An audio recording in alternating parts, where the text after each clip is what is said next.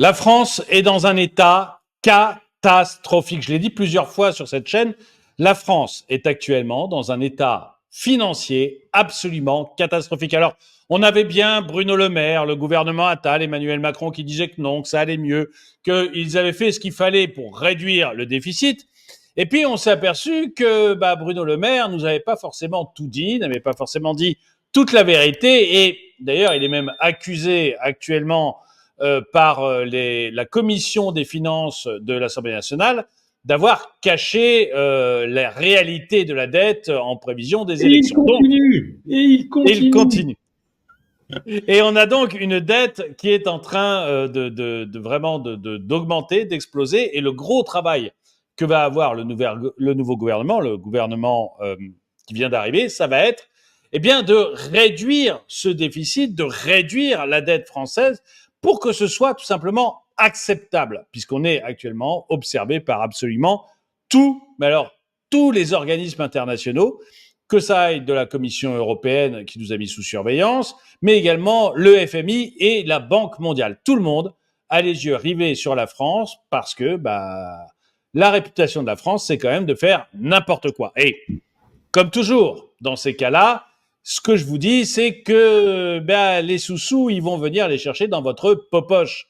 C'est-à-dire que tout cela se terminera nécessairement par des nouveaux impôts. Et donc, pour en parler, j'ai invité, vous l'avez entendu, Philippe Béchade. Et alors, bonjour, Philippe Béchade. Alors, Bonjour. pour ceux qui pour ceux qui ne le connaissent pas, donc Philippe Béchade est économiste et il est rédacteur en chef aux publications Agora et de la lettre des affranchis. Et publication Agora qui sponsorise cette vidéo. Et vous trouverez d'ailleurs dans la description de cette vidéo un lien pour aller vers la dernière publication des éditions Agora, c'est-à-dire Faillite de la France, comment faire face à la taxeflation. Alors, avec Philippe Béchade, on va parler de ce concept de taxeflation, nos solutions pour se protéger. Parce que, comme tout ça va finir par des impôts, naturellement, il faut réussir à s'en protéger, puisque là, c'est probablement votre épargne, probablement votre capital et très certainement vos revenus qui vont être visés. Alors évidemment, cliquez sur le lien qui est dans la description, c'est gratuit, c'est totalement gratuit. Vous pourrez comme ça voir les trucs et astuces que vous ont trouvé les publications Agora pour pouvoir réussir à limiter la casse autant que possible. On n'y échappera jamais totalement, mais ça limitera peut-être la casse. Alors, bonjour donc Philippe, on va pouvoir démarrer avec, avec ce qu'on a appris cette semaine, c'est-à-dire le cadeau d'adieu de Bruno Le Maire, qui maintenant est parti travailler en Suisse.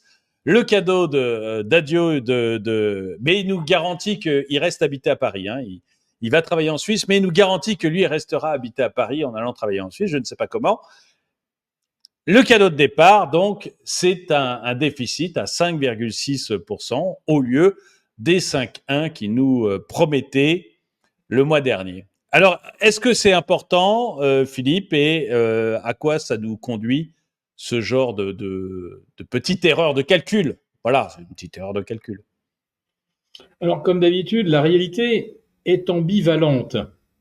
Est-ce que 5,10 ou 5,6, c'est vraiment inquiétant quand aux États-Unis, cette année, ils vont aller sur 8,1, 8,2 de déficit. Les Américains, 5,6, ils voteraient des deux mains pour retomber sur ce genre de ratio. Bon, ils n'ont pas de problème. Pour l'instant, ils ont le dollar, la planche à billets. Nous, si on veut regarder les choses d'une façon, on va dire, froide et lucide, c'est pas aux États-Unis qu'on peut se comparer, puisque la France n'a pas sa planche à billets. Elle est à Francfort. C'est pas nous qui avons les manettes. C'est Christine. Et on se compare, aux autres pays européens, pas aux États-Unis. Et les autres pays européens, c'est l'Espagne qui est revenue en dessous de 3%, c'est l'Allemagne qui est à peine à 3%. Et donc on est les plus mauvais élèves de la classe. On est même derrière les Italiens. Et voilà ce que les créanciers vont regarder. C'est qu'on est les derniers de la classe européenne et on ne compare pas la classe européenne à la classe américaine, même si aux États-Unis, les chiffres sont beaucoup plus horrifiques. Voilà. Oui, et puis on ne compare pas parce qu'on n'a pas on n'a pas le privilège du dollar, et puis on n'a pas la même croissance non plus. C'est-à-dire que nous, ce qui est merveilleux, c'est qu'avec 5,6% de déficit, on arrive à faire moins d'1% de croissance. C'est-à-dire que s'il n'y avait pas de déficit public, on serait en récession, mais extrêmement forte. Donc c'est affolant. C'est affolant, oui, affolant d'en être là. une quantité d'argent considérable qu'on qualifiera de pognon de dingue est consacrée, par exemple, à rémunérer des cabinets de conseil qui font depuis maintenant 7 ans le travail de nos énarques. On a déjà claqué 30 milliards pour l'Ukraine. On n'a pas trace de cet argent, on ne sait pas ce qu'il est devenu, mais en tout cas, on sait que ça part. Ça part en Ukraine, et puis, je ne sais pas, peut-être que si un jour vous débarquez dans un casino à Chypre, vous verrez que c'est un casino Zelensky. Enfin, quelque part, on a quand même l'impression que notre argent nous échappe et que c'est pas important quand c'est pour les amis ou les alliés, alors que nous, on va doubler certainement le contrôle des chômeurs, des arrêts de travail, parce que alors ça évidemment, ce sont des dépenses intolérables qu'on doit absolument réduire, alors que c'est epsilon la réalité. Alors bon, les arrêts de travail, ça coûte des milliards. Hein. Et quand on regarde qui pratique à grande échelle les arrêts de travail, ce sont les fonctionnaires, c'est pas le privé. Voilà. Et qu'est-ce qui constitue l'essentiel du déficit du régime des retraites? Pas les caisses privées qui sont, à ma connaissance, toutes excédentaires. Les caisses d'indemnisation chômage privées sont excédentaires. Mais quand on regarde le public, alors là, caisse de retraite déficitaire, chômage déficitaire. Dès que l'État a la gestion de quelque chose, ça devient déficitaire. Alors, je suis d'accord, par exemple, que l'hôpital n'a pas vocation à faire des bénéfices, que les transports sont un service public, donc il faut renouveler le matériel. On peut imaginer également que ça fasse pas d'argent, mais quand on voit que les caisses de retraite sont déficitaires à ce point-là, on se dit, mais il y a quand même des gens qui bénéficient de sacrés avantages au détriment des autres. Parce que le déficit des caisses de retraite du secteur public, c'est le contribuable qui le finance. Voilà. Alors, dans ce contribuable, vous retrouvez bien sûr le fonctionnaire qui est imposé. Donc, je dirais que le fonctionnaire s'auto-finance une partie de sa retraite. Mais en réalité, comme il se paye lui-même, c'est comme s'il payait rien. Donc, c'est bien le secteur privé qui soutient à bout de bras tout ce qui est déficitaire et qui relève du secteur public. Voilà la réalité de l'équation. On a énormément de gens qui sont payés par le contribuable et qui ne produisent pas de richesse. Et la fraction qui crée de la richesse est de plus en plus réduite. Et comme on n'a pas de croissance, et tu l'as très bien souligné, et pas de productivité, c'est une équation quasiment insoluble. Donc, ce qu'on est en train de commencer à nous dire, c'est qu'on va falloir qu'on réduise le volet dépenses, parce qu'on va pas inventer la croissance, on va pas la décréter comme ça, et surtout pas d'un coup de planche à billets. Sauf si, bien sûr, Monsieur Draghi arrive à se faire entendre des Allemands et qu'on met sur pied un plan de relance de 800 milliards d'euros par an à l'horizon 2030. Donc, 5 x 8, 40, 4 000 milliards d'argent imprimés. Je connais déjà la réponse des Allemands, c'est 9! Oui, bien. Mais en même temps, heureusement qu'on a les Allemands pour nous retenir de temps en temps, parce que Encore une fois, hein, que je le dis pour ceux qui se rendent pas compte, mais avoir un déficit de 5,6% et une croissance de 1%, ça veut dire que l'État est obligé de dépenser 5 euros pour gagner 1 euro. C'est nul. Imaginez-vous dans votre vie, si vous deviez dépenser 5 euros pour gagner 1 euro, votre entreprise, elle ferait faillite immédiatement. Voilà, Et donc, ou c'est si vraiment vous ça êtes, l'idée. si vous êtes Peu, ce petit propriétaire Thénardier qui a 5 petits studios, tu vois, ça c'est terrible, hein, ça c'est l'ennemi juré de Macron, hein, celui qui fait des investissements immobiliers pour financer sa retraite. Bah, je vais voir mon banquier en disant voilà, je vais acheter 5 appartements et avec 5 appartements, je vais réussir à en financer un. Je pense que je connais ah sa oui. réponse. Si les 5 Non sont, mais si les 5 sont autofinancés, j'obtiens immédiatement le crédit. Si j'explique que sur les 5, il y en a qu'un qui va m'apporter quelque chose ou qui va s'autofinancer, c'est mort. Bah, bah oui, voilà, quand c'est pas. et après, peu importe le nombre de milliards qu'on imprime, c'est-à-dire vous pouvez imprimer 4 trilliards d'euros comme le pense Mario Draghi. Si ces 4 trilliards d'euros vous rapportent que moins d'un trilliard, bah, grosso modo, vous avez juste créé une inflation absolument délirante. Ça n'a pas Je rebondis. de réalité. Je rebondis immédiatement sur ce que tu viens de dire. L'inflation. Et oui, parce que dans les 800 milliards, certes, on va essayer de retrouver une stature, un poids face aux États-Unis dans le domaine de l'intelligence artificielle. Oui, mais l'Europe étant ce qu'elle est et avec sa vocation de servir d'exemple à la planète entière, l'Europe, selon Monsieur Draghi, doit continuer de se décarboner. Nous devons faire une croissance responsable. Autrement dit, une bonne partie de ces 800 milliards va être consacrée à décarboner et à pousser encore plus les énergies vertes, ce qui signifie que notre facture énergétique à l'horizon 2030, si on va sur cette voie-là, va continuer d'augmenter. Autrement dit, l'énergie étant plus chère, nous allons encore perdre en compétitivité face à des Chinois qu'on n'a rien à cirer de nos caprices d'écologistes évaporés. Les Américains, ils vont une nouvelle fois, comme dirait Trump, drill, extraire du pétrole de schiste, et nous, on va faire tourner des éoliennes les jours où il n'y a pas de vent, et couvrir de panneaux photovoltaïques les jours où il n'y a pas de soleil, et surtout, on sait à quel point un panneau photovoltaïque est écologique, puisqu'on rase des forêts pour mettre des panneaux au sol. Donc tout ça est complètement dément. C'est-à-dire que M. Draghi nous promet que pour augmenter notre productivité, on va s'imposer une énergie plus chère qui va nous rendre encore beaucoup moins compétitifs.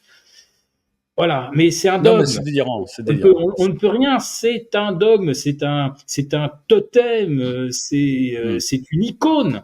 On ne peut évidemment pas y toucher et ces gens-là ne changeront pas de logiciel. Donc ils nous expliquent ce qu'ils vont faire, nous envoyer droit dans le mur. Et puis Monsieur Draghi nous explique quand même qu'il faut aussi qu'on muscle notre industrie de la défense. Donc dans les 800 milliards, il y aura aussi quelque chose, une poche pour aider nos industries d'armement à se moderniser ou augmenter leur capacité de production pour aider l'Ukraine. Voilà. Parce que là aussi, c'est ce qui apparaît en filigrane. Donc, je ne sais pas si le contribuable européen, on l'a vraiment consulté pour savoir s'il veut se saigner aux quatre veines pour poursuivre la guerre en Ukraine. Oui, non, enfin bon, c'est un peu délirant. Mais on va revenir sur la France. Donc, le concept développé par les publications Agora et par toi, c'est donc, je remets l'image, c'est la taxeflation. Est-ce que Philippe Béchade, du coup, je sais plus si on se tutoie, bon, on va se tutoyer parce Tutoie-moi. qu'on n'est pas à la télé. Donc, est-ce que qu'est-ce que tu entends par, enfin vous, parce que du coup l'ensemble des publications Agora, qu'est-ce que vous entendez par concept de taxeflation? Alors c'est quelque chose qui va marcher sur ses deux jambes, là j'en suis absolument convaincu. Donc d'une part, augmentation de la fiscalité notamment sur l'immobilier, ce qu'on ne peut évidemment pas délocaliser, donc ça veut dire des taxes foncières alourdies, ça veut dire des taxes d'enlèvement d'ordures qui vont là aussi exploser. On a compris, et M. Macron s'est permis de le dire, donc je peux le répéter sans passer pour un complotiste, les dépenses des collectivités locales ont explosé. Ben oui, parce que leurs dotations ont baissé. Et elles ont baissé pourquoi? Parce que M. le maire avoue, à sa grande surprise, que les rentrées fiscales n'ont pas été à la hauteur. Comment pouvait-on prévoir qu'avec une croissance moindre, ou en tout cas très éloignée de celle qui était prévue dans le projet de finances 2024, comment pouvait-on prévoir qu'avec un point de croissance en moins par rapport aux prévisions, il n'allait pas manquer 10 ou 20 milliards de TVA? Comment aurait-on pu prévoir? Donc, on comprend que les collectivités locales vont devoir faire des économies ou augmenter leurs ressources. Bon, bah là, la taxe foncière, c'est fait pour vous, amis propriétaires. Deuxième voie, à la sournoise, mais je l'aime bien parce qu'elle est vraiment, c'est à pousser des cris de rage. Le coût de l'électricité va continuer de progresser. On nous fait croire qu'aujourd'hui, on paye l'électricité beaucoup moins cher que ce que l'on devrait la payer. Actuellement, on serait à 24 le kilowatt et il faudrait qu'on paye 32. Je rappelle qu'il y a 4 ans, avant le délire de la tarification européenne, on payait le kilowatt autour de 12-13. Donc 12-13, 24, ça a doublé. Et 24-32, c'est encore 33% de plus. Et si effectivement l'électricité augmente encore, eh bien la TVA qui est associée va rapporter beaucoup plus. 20% d'un kilowatt à 24, on va dire que ça rapporte 24 milliards. Et 20% sur 32, bah, ça va rapporter plutôt dans les 6,4 milliards. Donc plus le prix de l'électricité va augmenter, plus les recettes de TVA vont augmenter. Sauf que ce prix de l'électricité est totalement ubuesque, artificiel, ne correspond à rien. J'essaie de trouver une image. Vous voyez, c'est comme si on vous disait, voilà, le croque-monsieur, là, aujourd'hui, il sort à 4,50. Bon, si on vous met un œuf dessus, c'est 6,50, ça devient un croque-madame. Voilà, on vous a mis quelques éoliennes et quelques petits coups de pâte d'eau solaire sur votre croque-monsieur. Et donc, voilà, il est à 6,50. Et du jour au lendemain, on vous dit, ben non, c'est plus 6,50, c'est 24 € le croque-monsieur. Alors vous, bien sûr, vous allez dire, bah du coup, je pense que je vais changer mon régime. Au lieu de prendre des croque-monsieur, je vais revenir au jambon beurre, etc. Bah, sauf que là, vous n'avez pas le choix. Vous êtes obligé de le prendre à 24 €, le putain de croque-monsieur, avec son tarif complètement aberrant. Et là, on vous explique après, oui, mais vous savez pourquoi maintenant on est à 24? Bah, parce que le prix du croque-monsieur est indexé sur le prix de la truffe. Mais il n'y a pas de truffe dans mon croque-monsieur. Ah bah ça, monsieur, c'est pas mon problème, c'est l'Europe. Hein. Moi, je sais pas. En tout cas, l'Europe nous dit que maintenant, c'est indexé sur la truffe, alors bah on fait avec. Hein. Je vous jure, on en est là. Et on nous dit que ça va continuer, que le prix de la truffe va augmenter. Hein. On va passer de 24 à 32. Voilà. Donc là, voilà aussi comment le contribuable français, au travers de l'électricité, sauf celui qui va vouloir ne marcher qu'à la bougie, voilà, ça va être l'augmentation des tarifs publics. Ça, c'est une. Et ce qui est merveilleux, je profite pour rebondir sur l'électricité, mais nous raconter que l'on va devenir un pays de producteurs et qu'on va réindustrialiser un pays en augmentant le prix de l'énergie, je veux dire, c'est beau comme l'antique en fait d'aller raconter des choses comme ça. On peut pas réindustrialiser un pays en augmentant les prix de l'énergie. Moi, je vous invite tous à regarder ce qui est en train d'arriver à Duralex, ce qui arrive aux différentes usines, y compris en Allemagne. Ça ferme à qui mieux, ils ferment les uns après les autres, tout simplement. Et tous le disent, on a un prix de l'énergie trop cher. Donc, c'est pas photo. Et si vous croyez que ces grandes industriels sont des menteurs, allez voir votre boulanger. Et votre boulanger, lui, il va vous en parler du prix de l'énergie. Parce que lui, il le voit clairement. On va parler du croque-monsieur à 4,50. Donc voilà, on ne peut pas réindustrialiser. Il met jamais de truffe dans son croque-monsieur, mais pourtant, il va falloir le payer 24, mon. Madame Michu. Non, Et vous verrez que en fait, tout ça va conduire à encore moins d'activité, une industrie qui va encore plus mal se comporter et une activité économique qui va diminuer parce que ou du moins qui va accélérer beaucoup plus lentement. Mais c'est pas possible autrement quand vous avez une énergie aussi chère. Donc en fait, on est dirigé par des gens qui soit n'ont rien compris à l'économie, soit ont décidé de nous mettre dans le mur parce qu'ils s'en foutent. Mais c'est une véritable catastrophe. Je propose une autre hypothèse. Ces gens sont corrompus et touchent éventuellement de l'argent par un canal ou un autre, du lobby des éoliennes, du lobby des panneaux solaires, de tout ce que vous voulez. Ces décisions sont tellement incohérentes d'un point de vue économique, sont tellement ruineuses, que qui peut prendre ce genre de décision si derrière il n'y a pas une carotte? Enfin, j'en parlais. L'autre jour, j'ai fait une vidéo sur la voiture électrique et on était vraiment là. C'est-à-dire que la voiture électrique, maintenant, vous avez tous les grands patrons, y compris le patron de Renault. Le patron de Renault, pardon, a fait une interview cette semaine, la semaine dernière, où il annonce à partir du 1er janvier 2025, donc demain matin, l'industrie automobile va soit payer 15 milliards de taxes supplémentaires à l'Europe, soit renoncer à la fabrication de 2 500 000 voitures thermiques. Pourquoi ? Parce qu'ils sont obligés par l'Europe à construire 4 voitures thermiques pour une voiture électrique. Et s'ils n'arrivent pas à vendre leur satanée voiture électrique, on leur interdit de vendre 4 voitures thermiques. Et résultat, soit ils vont payer 15 milliards d'euros d'amende, ce qui, face aux concurrents chinois, enfin les concurrents chinois et tout, ils sont ravis. Vous surtaxez votre propre pays. Merci messieurs, c'est trop beau. Soit ils vont devoir renoncer à fabriquer des voitures que les gens veulent. Et là aussi, je disais, pourquoi je dis ça ? Parce que là aussi, je disais, mais soit on est dirigé par des crétins absolus, soit des idéologues absolus, soit des gens corrompus. Parce que je ne vois pas quelqu'un qui a la tête sur les épaules ne dit pas « je vais flinguer mon industrie automobile alors que c'est mon premier créateur d'emplois en Europe.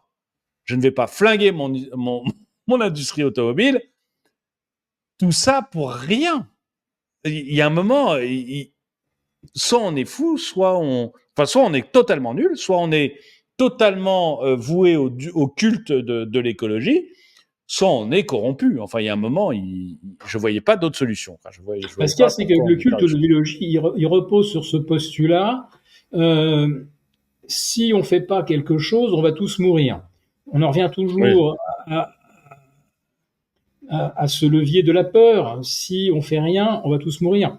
Al Gore disait en 2005, si on ne fait rien, en 2010, l'Arctique sera libre de glace toute l'année. Ce n'est jamais arrivé. Je crois que c'est le même qui disait en 95, dans 15 ou 20 ans, les Seychelles seront sous l'eau, mais une bonne partie de Londres, de New York, de Miami, etc.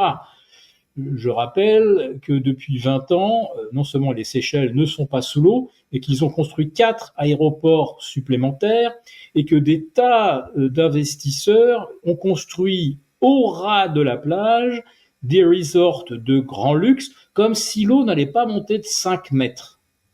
Et tout ça, en plus de ça, assuré par des compagnies qui, théoriquement, ne devraient pas accorder $1 de garantie à des gens qui construisent à un endroit qui va disparaître sous les eaux dans les 5 ans qui viennent. Et ce qui est extraordinaire, c'est qu'on peut continuer de tenir ce discours et les guignols qui vous racontent la montée des eaux, les températures qui vont prendre 4 degrés d'ici la fin du 21e siècle, alors qu'on sait que le Soleil arrive au bout de son cycle de 11 ans d'activité maximum et que ça va commencer à décliner à partir de 25-26, et que donc théoriquement, moins d'énergie solaire sur la Terre égale un peu moins de chaleur.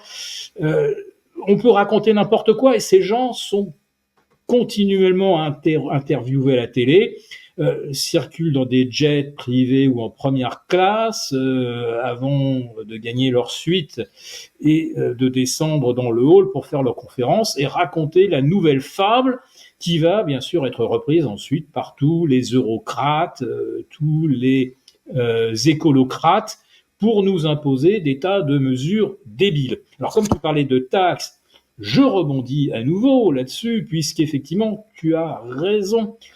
On taxe, ça augmente le prix de vente final. Et là, M. Draghi nous dit, dans le cadre de son plan de relance, qu'on ne va pas se contenter de taxer 25% des produits importés, ce qui est le cas actuellement. Seulement 25% des produits importés supportent une taxe carbone. Alors, où on est écologiste, où on ne l'est pas, mais on ne l'est pas à moitié ou au quart. Donc, il faut, d'ici 2030, étendre la taxe carbone à tous les produits.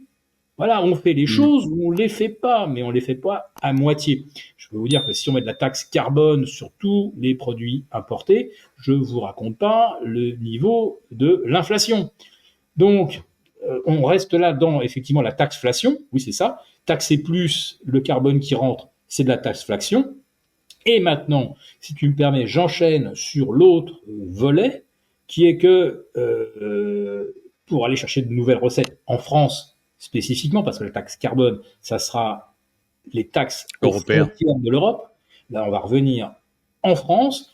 Et là, le consensus qui se dessine, parce que les Français ont quand même voté 3 fois contre Macron, le gouvernement des riches.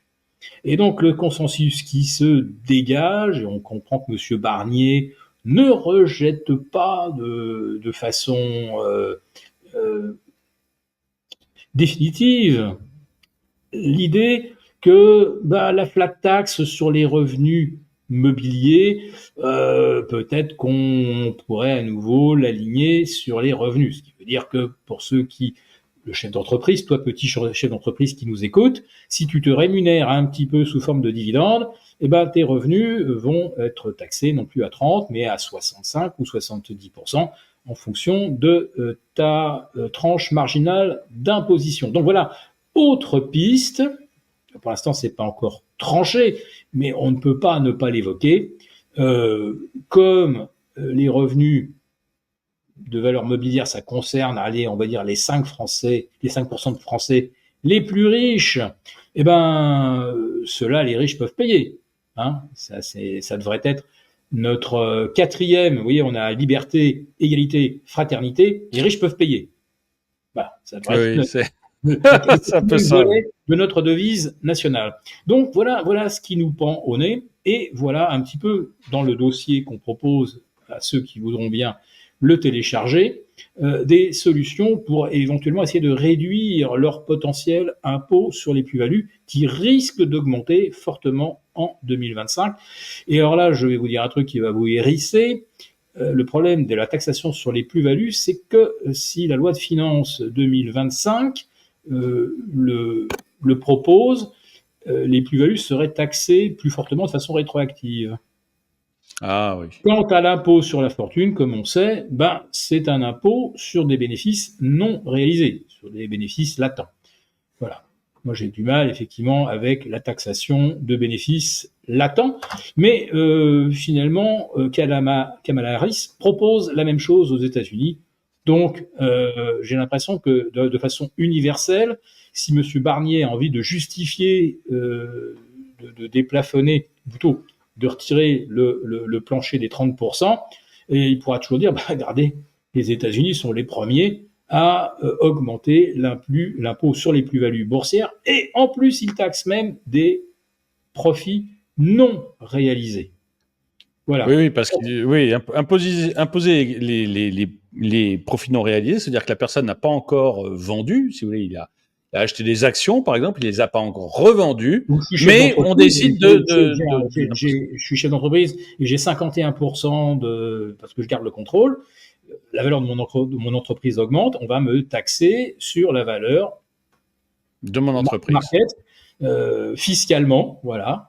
Fiscalement, on prend du mark to market et je vais payer un impôt. Et si l'année prochaine, à ce coup, on découvrait, je sais pas quoi, l'entreprise que ça figure, ça arrive. Une pétouille dans les comptes et que mon cours baisse de 50%, j'aurais été taxé chaque année de 2-3% sur une plus-value non réalisée, puis d'un seul coup, mon patrimoine perd la moitié. Mais là, par contre, je récupère pas l'argent que j'ai versé sur des plus-values que j'ai pas réalisées. Oui, c'est ça. Mais c'est d'une crétinerie, que ce soit Kamala Harris, mais elle n'a pas le niveau. Mais enfin, elle a le niveau pour proposer des choses comme ça. Ou en Elle France, a le niveau pour partir c'est d'un grand éclat de rire à la fin de chaque phrase. c'est c'est un peu ça. Mais du coup, enfin, c'est totalement contre-productif et même limite dangereux pour l'économie. Donc voilà, c'est des choses complètement folles parce que ça va Mais nécessiter. c'est fou, mais tu es d'accord avec moi que c'est en train de faire consensus. Oui, bah oui, parce qu'ils veulent Voilà. tous de l'argent en fait. Ils veulent tous Ils ont taxé tout ce qui était imaginable en taxation. Ils ont pris tout ce qu'ils pouvaient prendre. Maintenant, ils vont aller chercher. Donc, votre impôt sur le revenu, ils vont avoir du mal à l'augmenter. Ils vont essayer un peu, mais ils vont avoir du mal à augmenter votre impôt sur le revenu parce qu'on est déjà élevé. Ils vont avoir du mal à vous prendre plus de charges sociales parce que déjà la moitié de ce que vous gagnez part en charges sociales si on prend salarial plus patronal. Donc, ils savent pas où les récupérer le fric. Le fric, il faut bien le prendre dans vos poches. Et pour ça, eh bien, ils vont nécessairement aller attaquer votre épargne. Alors, malheureusement, ils l'ont déjà taxé un petit peu l'épargne, donc il faut trouver des endroits où c'est pas encore taxé l'épargne, et donc ils vont aller chercher, avoir une créativité de dingue pour réussir à trouver des trucs où ils peuvent réussir à vous piquer encore un petit peu d'argent, voilà, ici à droite à gauche, et donc ils vont faire ce genre de folie. Je pense qu'ils savent, enfin à Bercy, il y a quand même des gens qui savent compter. Ok, le ministre des Finances généralement est complètement incompétent là-dedans, mais il y a quand même des gens qui savent compter et qui savent bien que ça a un effet extrêmement négatif. Mais il n'y a Mais plus que là où on peut récupérer. c'est pas pour rien que Barnier a repris Monsieur Jérôme Fournel, ex-directeur de Oui, cabinet de Gérard Damanin, à l'époque où le PSG négociait une bidouille fiscale pour pouvoir embaucher Neymar sans que ça coûte trop cher d'impôts. Ce monsieur Fournel, je pense, connaît l'état exact des écuries d'Augias de nos finances, et ça va être tellement dégueulasse, comme on le disait au tout début d'émission, que les lettres plafond, ou ce qu'on appelle les lettres de cadrage, n'ont ont toujours pas disparu. été délivrées auprès des Ouais, rapporteurs des finances de l'Assemblée nationale, notamment Monsieur de Courson. oui, ouais. Mais oui, oui, oui. Donc Elles ont là, disparu. les écuries d'Augias, la porte reste fermée. Ouais. Alors, Mais ça va être. on sent que ça va puer, hein. On sent que ça va Ah oui, puer oui, déjà. oui, Même porte fermée, on c'est sent que très ça va très puer. mauvais. Et j'attends qu'on les ouvre. C'est très très mauvais et voilà. Et à mon avis, les retraités, on va leur piquer de l'argent sur l'inflation en désindexant un petit peu leur retraite et puis après on va repartir sur une nouvelle méthode qui sera une nouvelle réforme des retraites.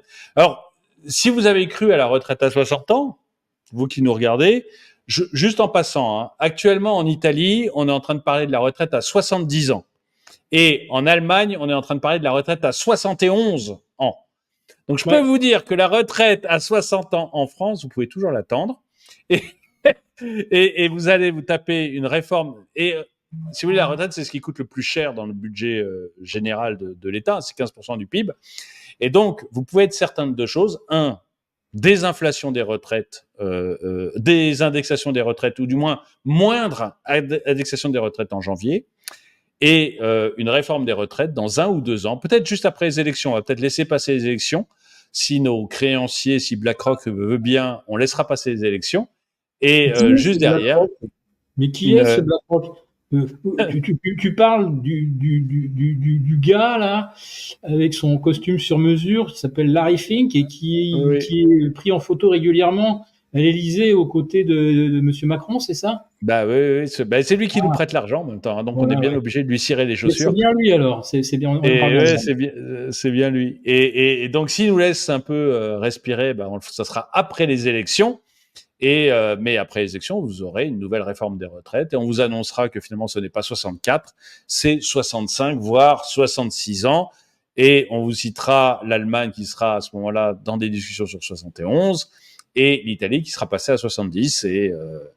Et vous devrez manger tout ça. Ça va vous faire beaucoup, beaucoup de Alors, bien puisqu'on est-ce n'ose que pas je vous peux dire me permettre que quand c'est le même système qui est vicieux. une petite précision? Comme Vas-y. mes pérégrinations me mènent parfois dans ces pays voisins où on a l'air de vivre différemment la fiscalité et la dépense publique, euh, le comble de l'horreur, à ton sens, on l'a déjà atteint au Danemark. On peut effectivement bosser jusqu'à 70, 71. La Norvège aussi, je crois. Je suis pas allé en Ah Norvège, bah donc voilà. je vais pas. Non. Voilà. Non, par contre, pour l'Italie et pour l'Allemagne que je connais un petit peu, bon, il s'agit d'une retraite à 68, 69, 70 avec du temps aménagé. C'est-à-dire que ceux qui ont envie de poursuivre une activité à mi-temps ou 3 jours sur 5, ou avec un statut de mentor ou de tuteur pour un apprenti. Donc l'apprenti travaille aux côtés d'un confirmé, d'un senior, euh, d'un maître dans son art, n'est-ce pas? Et c'est quelque chose qui fonctionne depuis l'Antiquité et qui fonctionne très bien. Donc moi, je suis pas du tout hostile par principe à bosser jusqu'à 70 ou 71 si je suis en état physique de le faire. Si c'est avec des horaires relativement allégés et qui permet d'aller vers l'excellence. Il est sûr qu'un apprenti coaché, il va beaucoup mieux bosser aux côtés d'un senior confirmé que si on lui met un N+1, N+2 qui lui dit, moi je te fixe des objectifs et je surveille tout ce que tu fais avec mon tableur Excel. Hmm. Donc, Non mais ça veut dire qu'en fait, c'est pas seulement allonger le temps de retraite, en fait, c'est refondre complètement le concept de oui. retraite. C'est ce qu'ils ont fait au Danemark, c'est ce qu'ils ont fait en Norvège. Alors, le Norvège, c'est une connaissance purement intellectuelle que j'en ai. Au Danemark, je me suis un peu plus penché sur la question. Donc, il faudrait refondre surtout la façon dont on prend sa retraite. Donc, quand on a eu des métiers pénibles, qu'on la prenne à 62, je peux comprendre. On est usé, mais il y a beaucoup de professions où on peut peut-être effectivement aller plus loin sans que ça soit une obligation et sans que ça soit un âge légal. Il faut qu'on puisse travailler jusqu'à 71 et pas vous êtes obligé de travailler jusqu'à 71. Et ce n'est évidemment pas le cas ni en Allemagne, ni au Danemark et ni même en Italie. Sinon, je pense qu'effectivement, dans ces pays-là, là, il y aurait des manifestations absolument colossal. Mais nous, en France, on reste, bien sûr, c'est le pays du dogme, la France. C'est le pays, comme je le disais, des totems et des icônes. Donc, retraite à 60 ans, c'est une icône, c'est quelque chose d'idéologique. On n'en sortira pas. Alors que le gars qui Hmm. prend sa retraite, ou la fille qui prend sa retraite à 60 ans, pourrait très très bien dire, ouais, je fais valoir mes droits, mais je reste quand même dans l'entreprise pendant encore 2-3 ans, de façon à pouvoir former les 2-3 apprentis qu'on vient d'embaucher.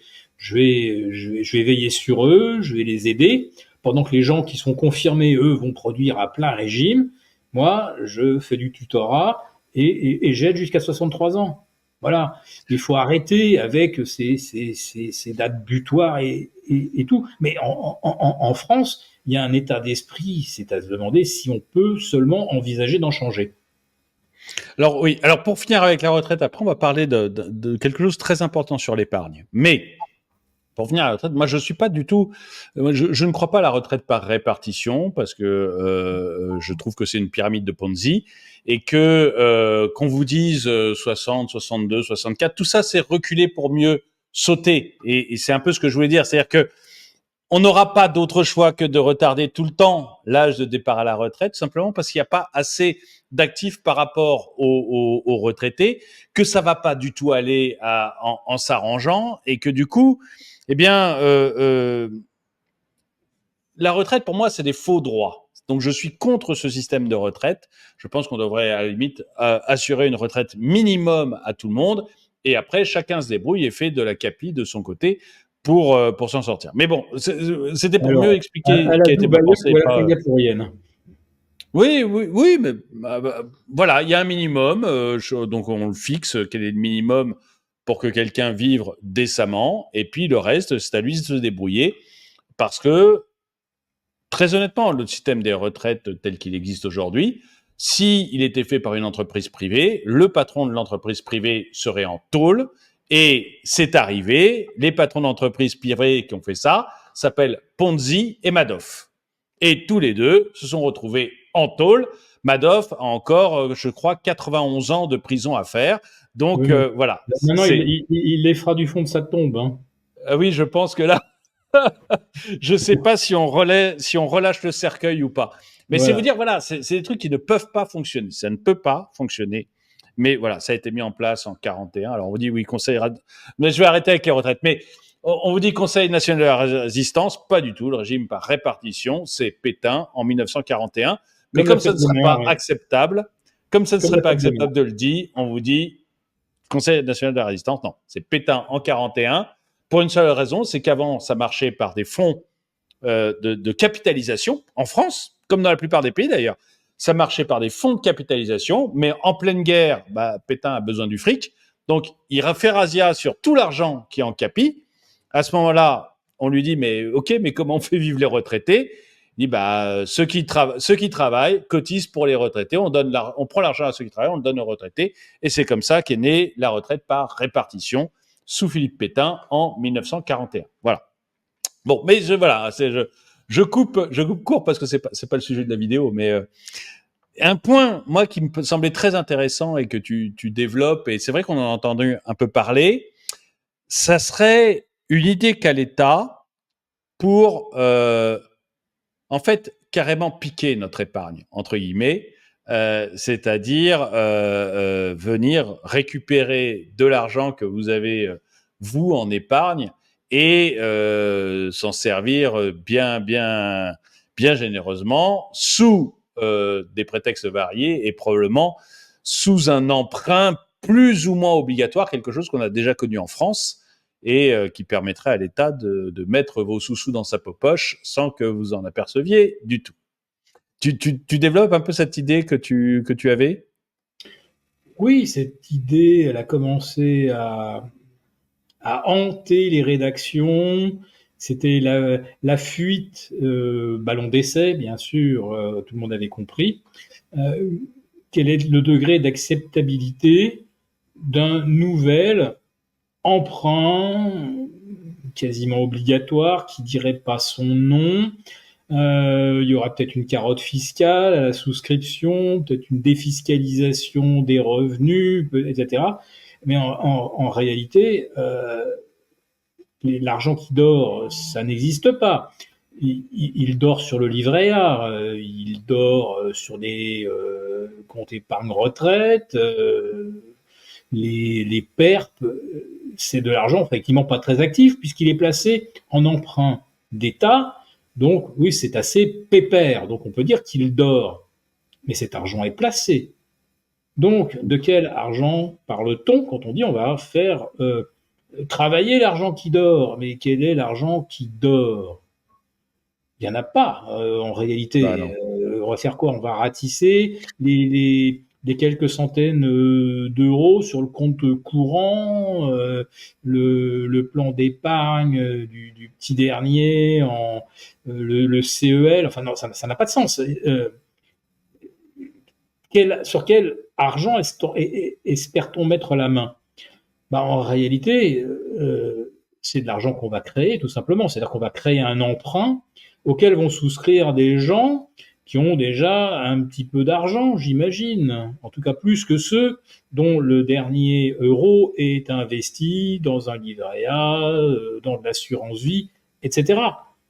Parce que si vous dites aux gens, allez, souscrivez notre nouvel emprunt, il est beau, il sent bon, etc. Bon, moi, je vais revendre un peu de mes SICAV obligataires, d'argent qui dort. Mais qui c'est qui va les acheter, mes bons du trésor, si moi je les sors de mon assurance vie ou de mon plan d'épargne retraite? Donc, en réalité, on va ouvrir un emprunt pour des gens qui ont effectivement des liquidités disponibles. Voilà.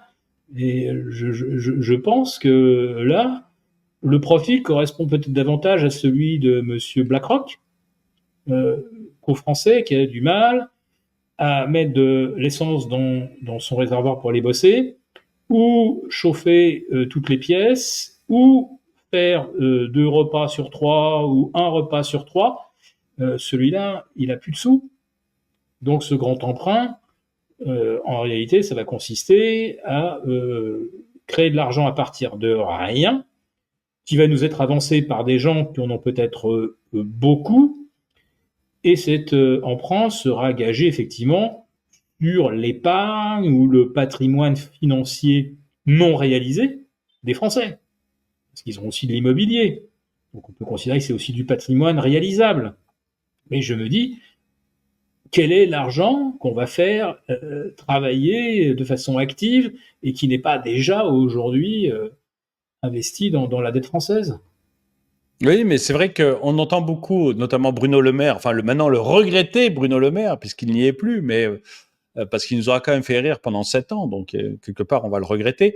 Mais Bruno Le Maire disait, oui, il y a 6 000 ou 7 000 milliards d'euros des Français qui dorment et il faut absolument que l'État les récupère pour pouvoir faire des investissements. Parce qu'évidemment, Ça fait deux vous, fois vous le êtes des PIB français, imbéciles. hein, de 6 000 milliards, c'est même plus de 2 fois le PIB français.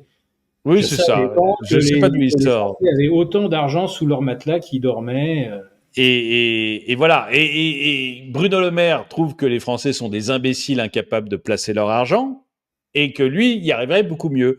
Et donc il disait, bah, je vais prendre cet argent puis je vais le placer moi parce que moi je suis un génie, je suis très fort. Vous avez vu ce que j'ai fait avec la France, je vais sûrement y arriver avec votre épargne aussi. Et donc c'était un peu l'idée. Mais effectivement, comme le disait Philippe, cet argent, il est placé, c'est-à-dire que les gens, ils ont soit placé cet argent en actions, et dans ce cas, c'est placé en actions, soit il est placé sur des livrets qui effectivement rapportent peu, mais qui servent à financer quand même des choses, comme le logement social ou notre triste État. Et du coup, c'est 7 000 milliards. Je n'arrive pas à savoir si le gouvernement en rêve, en se disant, il y en a encore sous le pied, on peut encore leur en piquer, ou si s'il jette ça uniquement à la face de certaines personnes en se disant bah, comme ça on peut faire croire qu'on est encore solvable. Mais je pense que j'ai trouvé la solution. Ah, Et elle est sur le bout de ta langue, j'en suis certain.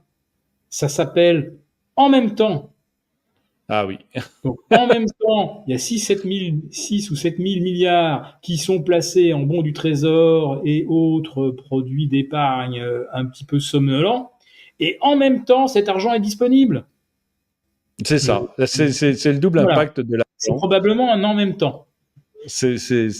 Non mais c'est curieux de les entendre parler de ça. Mais ils en parlent de plus en plus et ça devient. Je commence à craindre très fortement pour mon épargne. Je trouve qu'on va vraiment. Enfin voilà, il y a un gros risque sur l'épargne actuellement, sur le capital que vous avez, et parce que il y a. Ah oui, bah il y a aussi Christine Lagarde. Bon, l'émission est un peu décousue, mais tant pis. Mais euh, pour les gens qui ne l'ont pas entendu, Christine Lagarde, il y a un an, disait bon, la dette, c'est pas très grave, il suffit de piquer 10% à tout le monde. Donc la solution de la patronne de la BCE pour l'État français, c'est écoutez, prenez 10% de tout ce qu'ont les Français en une fois. Tac, vous leur chopez sur leur livret A, sur leur assurance vie, tac, l'État prend 10%, c'est pour lui, votre argent est en lui, est à lui, pardon, et puis vous pourrez toujours essayer de faire une révolution si vous voulez, mais ça m'étonnerait que ça marche. Donc voilà, c'est un peu l'idée qu'a Christine Lagarde. Elle l'a dit très officiellement, hein, c'était totalement officiel.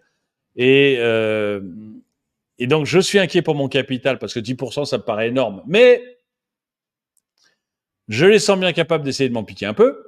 Et je suis extrêmement inquiet sur les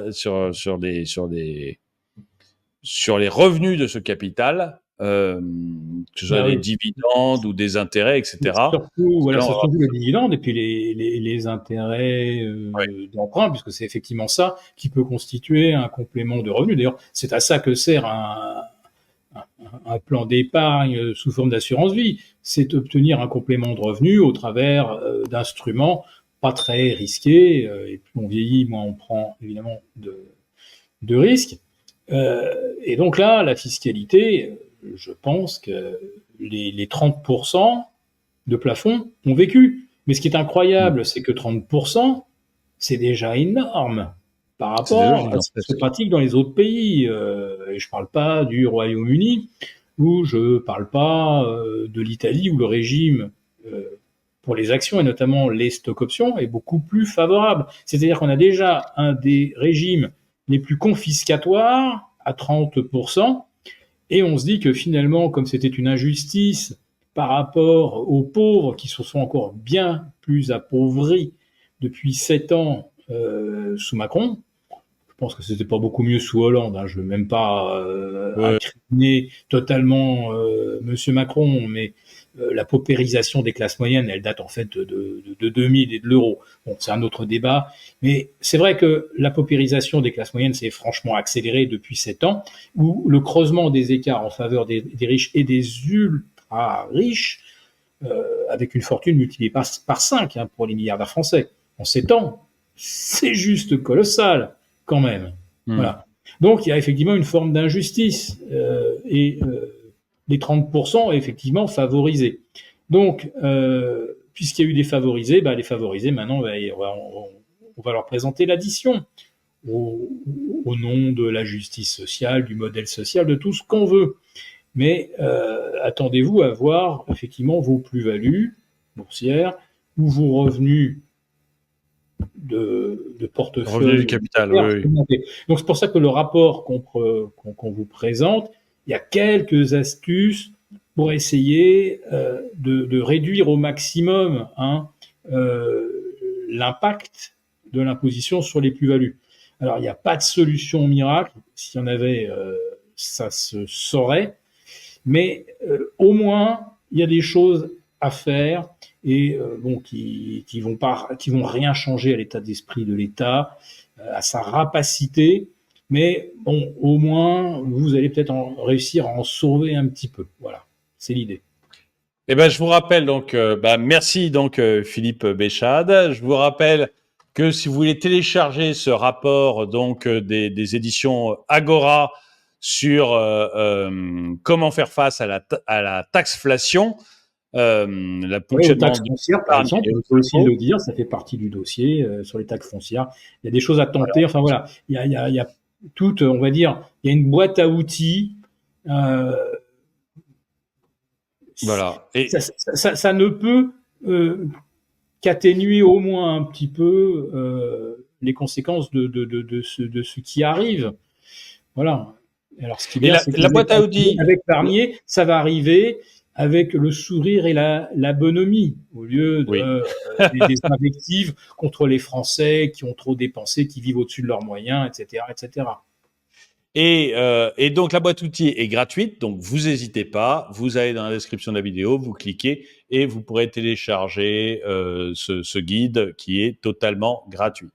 En tout cas, donc merci à tous d'avoir regardé cette vidéo, mettez-lui un pouce vers le haut, commentez-la, partagez-la.